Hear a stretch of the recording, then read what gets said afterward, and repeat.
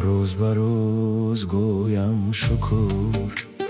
من بنده به نام خدا، زمره ها از نو به نو بر درگاهت آرم صدا. فضل و نیکی تو بود دویم بر شاخ و گدا. خالقا بیشنو حدیثم از سما یا رب خدا.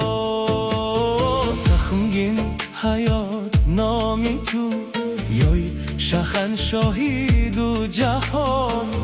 ملاخیم مدحت بگویند، جمله لرزیده لحن.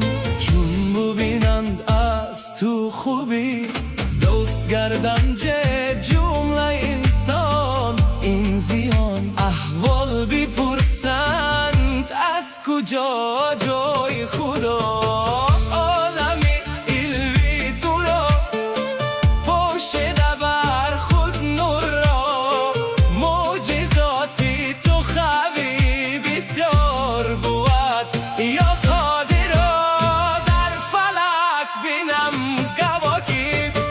دارم چو بچه جملگی از اخلی تو آمد.